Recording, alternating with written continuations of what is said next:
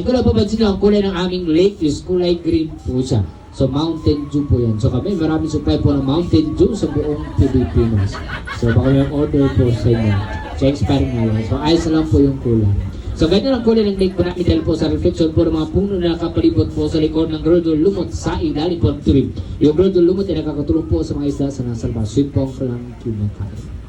So dito po sa Lake Cebu, hindi po kami nakaka-experience ng high tide o low tide na tinatawag. Parang hindi po sa bumababa o maapog. Kasi may mga supply ng spring sa gilid at saka underwater supply po. Hindi po sa stagnant or flowing po ito. So may outlet po itong lake po. So the exit of this lake is going to the 7 waterfalls po. So yung tubig nandun sa falls, dito po yung galing. So nakapunta na kayo ng 7 waterfalls. So doon papuntang exit po itong lake, going to the 7 waterfalls po. So ibig sabihin, pag may umihi po dito po sa lake, nag-exit agihin niya doon po sa 7 waterfalls po. So medyo malayo po. Ayun po sa falls, ang supply point po dito ang pinakamataas in whole Southeast Asia. So mataas lang po sa height, kasing height niya is 600 feet up to ground. So nakabila sa mga tuloy sa attraction 1 to 7 waterfalls po. And kung napapansin dito po sa island, walang basura. Sa maigpit ay pinagbabawal ng aming government na bawal magtapon ng basura dito po sa lake. Yung mga tao dyan is na-orienta po yan sila.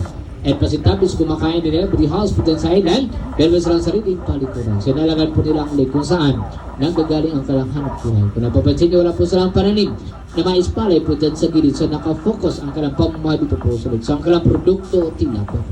Sa mga box na sa gilid, puro tilapia pong laman po yan. Sa every box, meron po sa laman ng 1,200 going to 1,500 fingerlings of tilapia inside. So you harvest ang tilapia 4 to 6 months po.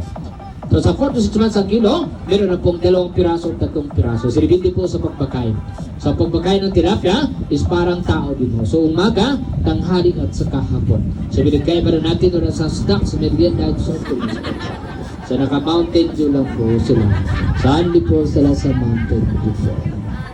So ayun po. So nang nakatira po dito usually mga tabali po yan sila. So ang pinakamaking isda na huli po dito po sa lake is 82 kilos. Yun ang pinakamaking isda na huli po dito. So 82 kilos po siya.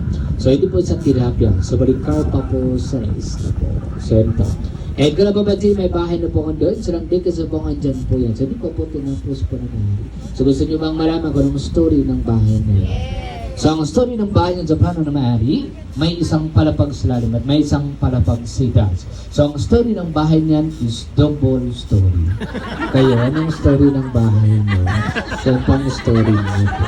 So to be continued po po sa so dito island po yan. So dito po sa kabilang mainland.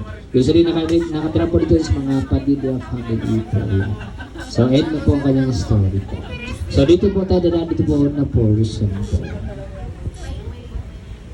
So ang pinakamalaking hipon o shrimp na nahuli po dito po sa lake, 1 kilo 3 gramo po. So ang pinakamalaking hipon na nahuli po dito. So simula po noon, wala na po silang nahuli. So dati isa lang po yung siguro. So baka last na po yan.